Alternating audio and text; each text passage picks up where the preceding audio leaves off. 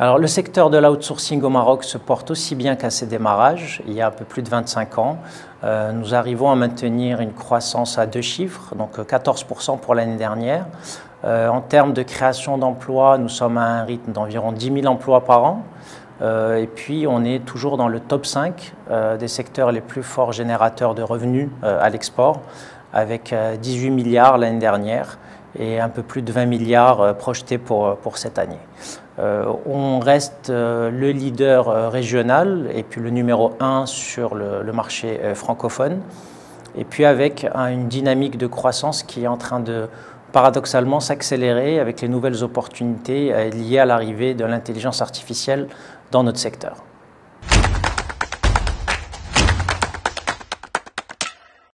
Alors, le premier levier de la croissance de notre secteur, c'est la poursuite de la dynamique de l'outsourcing dans le monde qui avoisine les 8% par an. Et donc, c'est un mouvement de fond qui va continuer à s'intensifier dans les années à venir. Et puis, le Maroc, compte tenu de ses nombreux atouts et de sa position de pionnier en Afrique, fait qu'il arrive à capter une part importante de ces transferts d'activité vers ce qu'on appelle l'offshore. Il y a aujourd'hui une dynamique nouvelle qui est liée à l'arrivée de l'intelligence artificielle dans nos métiers et qui fait qu'on est en train de se transformer pour intégrer tout le potentiel de ces nouvelles technologies pour de nouvelles solutions bundlées entre une expertise humaine qu'on a construite depuis longtemps et également une expertise technologique aujourd'hui qui permet justement d'allier et d'apporter le meilleur des deux à nos clients.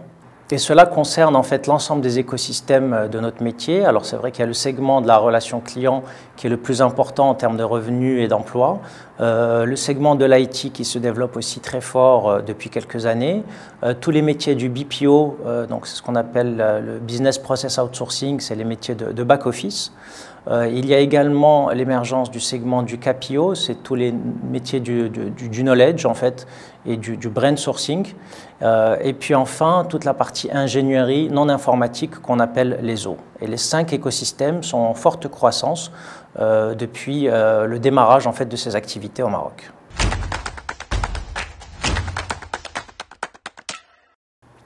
Alors c'est justement une des spécificités de notre secteur, c'est lorsque nous on affiche des revenus à l'export, il faut savoir que c'est une contribution nette au commerce extérieur puisque nous n'avons pas d'intrants. Donc il n'y a pas cette problématique d'intégration puisque nous sommes déjà à 100% d'intégration. Notre seul actif et valeur c'est notre matière grise qu'on exporte et donc nous continuons à contribuer très largement à ces revenus à l'export, avec un poids qui est croissant pour le secteur de l'outsourcing, contrairement aux autres métiers mondiaux où il y a cette problématique effectivement d'importer pour pouvoir exporter.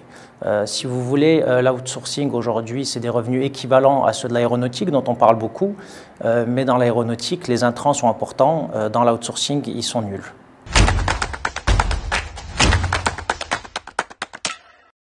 Alors, l'IA intervient à plusieurs niveaux. Le premier et le plus évident, c'est qu'on voit qu'il y a des tâches qui sont relativement basiques, standardisées, qui peuvent être totalement automatisées. Et ça, on a déjà commencé à le faire depuis quelques années avec ce qu'on appelle le self-care. Et ça s'intensifie avec l'IA. Donc, il y a effectivement aujourd'hui une concentration sur les interactions à plus forte valeur. Et donc, par rapport à cela, on réoriente justement nos collaborateurs vers des missions plus complexes.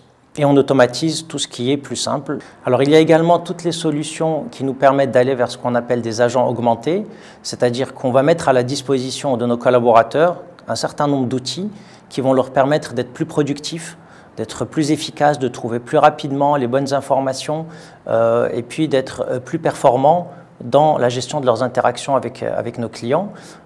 Et puis enfin, il y a aussi toutes les solutions qui permettent d'automatiser en partie les fonctions support, notamment par exemple sur la qualité. Aujourd'hui, il y a des solutions qui permettent d'écouter l'ensemble des interactions, qu'elles soient orales ou écrites, et d'analyser en fait la performance de ces interactions. Et puis donc nous, nos qualiticiens ont changé de métier, ils sont aujourd'hui en train de superviser le travail que font les robots qui peuvent le faire avec des quantités beaucoup plus importantes. Mais nous, on va être là pour s'assurer que justement, ils le font d'une façon efficiente et qu'on contrôle aussi les erreurs qui peuvent en sortir. Parce que vous savez que dans l'IA, il y a des problématiques, ce qu'on appelle d'hallucinations, qui peuvent être générées. Et donc, on a une responsabilité et un rôle de contrôle et de montée en compétence de ces robots. Et c'est également un des nouveaux métiers qu'on a développé. Alors effectivement, on est dans un secteur qui est essentiellement porté par des multinationales qui ont démarré dans les pays du Nord et qui ont investi par la suite en Afrique pour gagner en compétitivité. Puis à côté de ces gros acteurs, il y a également des acteurs locaux comme Outsourcia et d'autres champions nationaux qui ont pu émerger.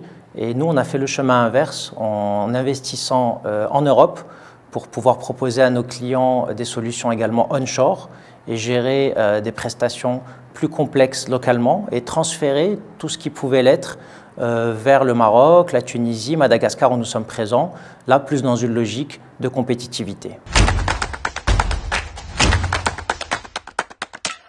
Nos principaux projets aujourd'hui concernent la poursuite de notre stratégie de croissance externe.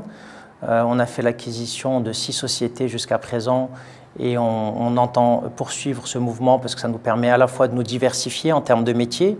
On a été par exemple vers les métiers de la santé et on a intensifié également notre présence dans les métiers du back-office. Ça nous permet de proposer également d'autres langues. On était très centré sur le francophone. Aujourd'hui, on gère plus de 10 langues. Et puis le challenge le plus important, c'est celui de l'IA dont on a parlé et qui fait qu'on est en train de réinventer notre métier avec une nouvelle offre d'intégrateur de l'expérience client augmentée par l'IA, notamment avec la mise en place d'un laboratoire qui s'appelle l'Outsourcia Lab, qui nous permet d'accompagner nos clients dans l'intégration de ces nouvelles technologies dans la gestion de leur expérience client.